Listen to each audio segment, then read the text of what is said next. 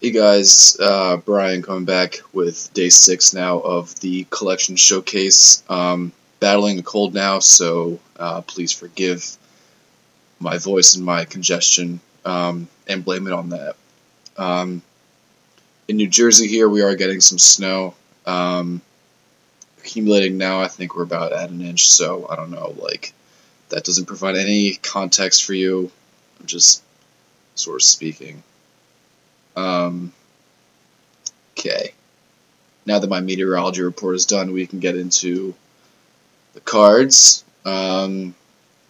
First thing I have to show you is a 2001 Topps Tribute Hank Greenberg back card. Two variations of this card. There's one here with the stencil, and the other one is the other half of the inside of the stencil. So I actually don't have the other half. Those cards end up going for like 40 or 50 bucks on eBay, and I just don't really feel like paying that much for one.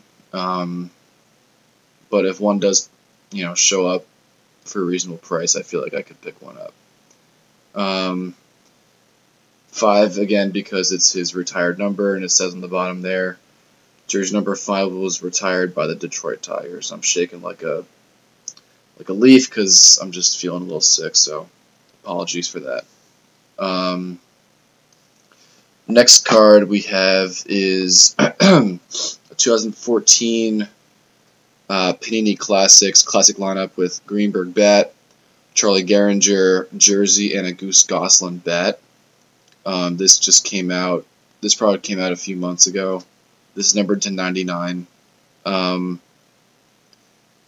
do I have to say about this? Oh, yes. There are two variations of that Greenberg's on. The Tigers, which this lineup is featuring, and actually the Pittsburgh Pirates, which he spent about a year plus on, and that has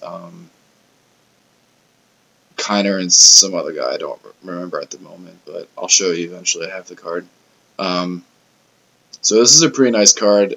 I really loved Classics. However, the rest of the cards that Greenberg was in, they serial numbered the bat cards really low. The highest I think was 25, and because of that, the cards went for a lot of money, a lot more than, in my opinion, they probably should have. But the design is just impeccable, and it's just incredible. So I hope one day I could pick one up, but still don't have any of those other ones, but was happy enough to grab this one when I did.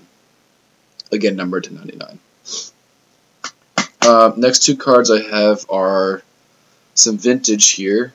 You might recall, or recognize this one rather. This is a 1935 Diamond Star Hank Greenberg. This is the corrected version.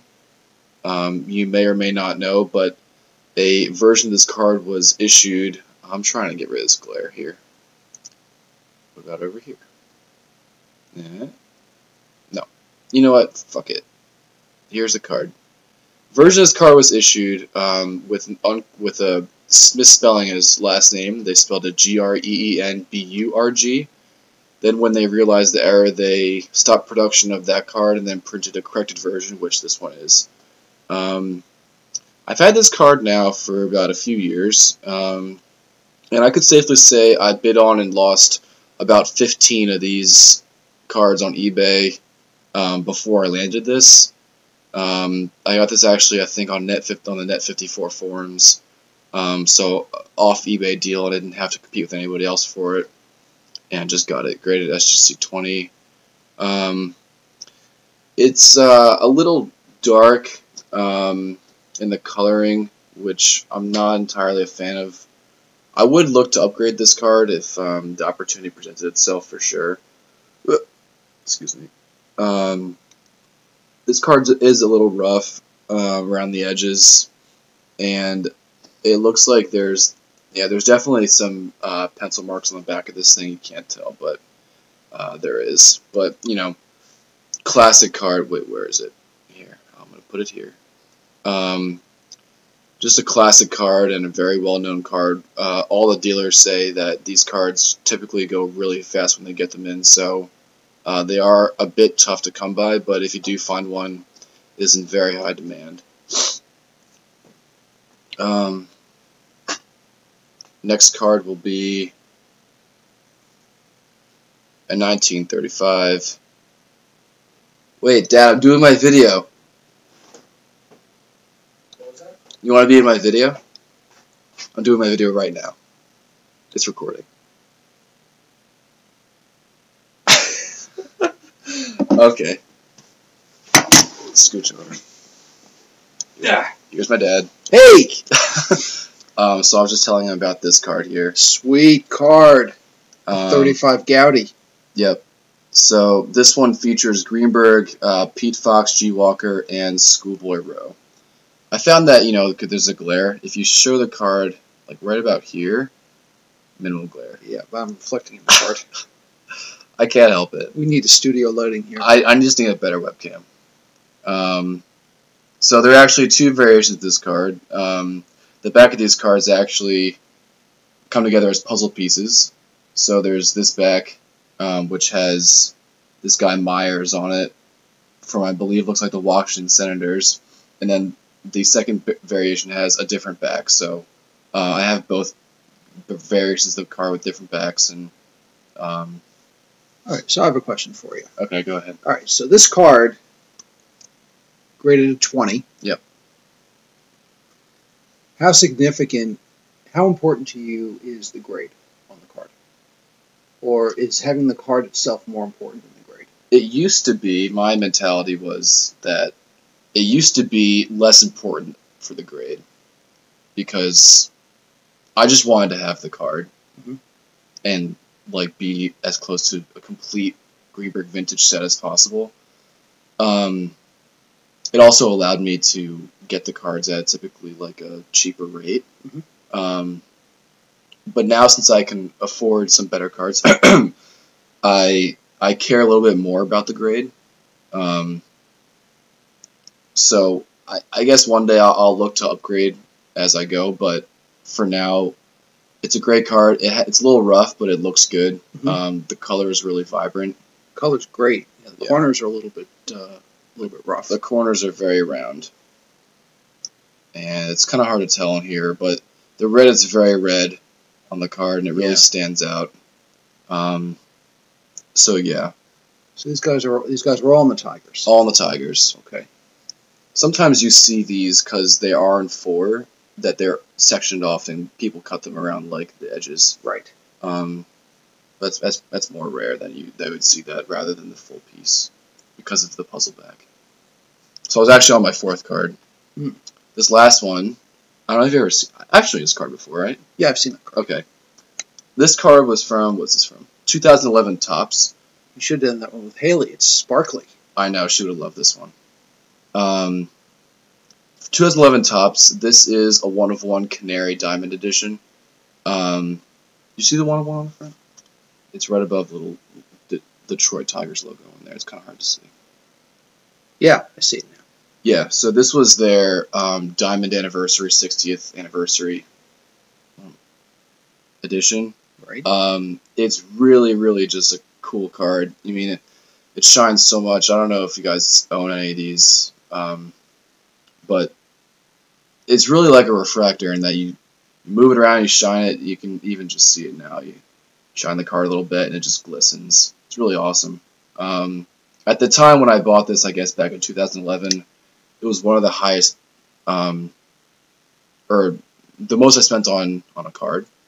It was for all the gold inlay. Yeah. They actually have, this one was issued in packs, but they had a redemption service I talked about in my last video that they actually put a diamond in, like physically in the card. That was a 1/1. And since they've done that with Panini, they do like these diamond emerald cards. But yeah, this one's pretty cool. I love this card. So it's number 150. Yeah. Okay.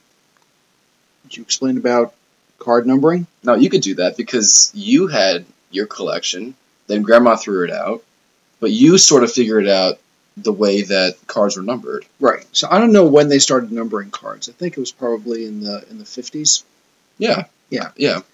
And what well, no, I have some I have some cards from the 40s and 30s, but go on. With the numbers on the back. Yep. Oh, okay. But I think when Topps came around, Topps number scheme was that they would give the best players the round numbers, ending in 0 or ending in 5. Mm-hmm. So a card like Greenberg, if this were issued back in the 50s with a number of 150 or in the 40s with a number of 150, would have meant superstar. Yep. Okay. The real superstars would have gotten the 100, yep. the 200, and so on. Mm-hmm. Okay. But pretty cool. Yeah, this is a great card. Okay. Should I quiz you on his stats? Sure, you can ask me a couple questions. I may not know. All right, well, we'll give you some easy ones. Okay. So, Hank Greenberg hit how many home runs in his career? 331. All right, exactly. That was right on. Let's see. Take the glasses off to read some of these small numbers. Okay. Did Hank Greenberg have more triples or stolen bases in his career? I would say triples. You're right. 71 triples and 58 stolen bases. I like this trivia. This is good. Did he have more walks or more strikeouts? Definitely more walks. He was an on-base guy. He was an on-base guy, but not by a lot. 852 walks, 844 strikeouts. Oh, wow. Okay. And not that they had OPS back in his day. Yeah. But his OPS was over 1,000. As a matter of fact, he had an OPS of over 1,000 1, 2, 3, 4, 5, 6, 7 seasons in a row. Career OPS of 1,017. Beast. Absolute beast. And his batting average career? 313? Exactly! Oh my God! He really knows these numbers. I don't know if you can see this, but he's right. There's a lot of parity in his numbers. So he had 331 home runs. His career average was 313. He batted 313, and his birthday was January 1st, 1911. So a lot of ones. All ones. Ones and threes, baby. A lot of parity. Wow. It's kind of weird. And 5,193 career at bats. There's that 1 and 3 thing going again. Yeah. Okay. That's my contribution. Well, card again. Thanks for watching, Dad. Hey, thanks for having me. A lot of fun. Right. Cool. See you guys later. See ya.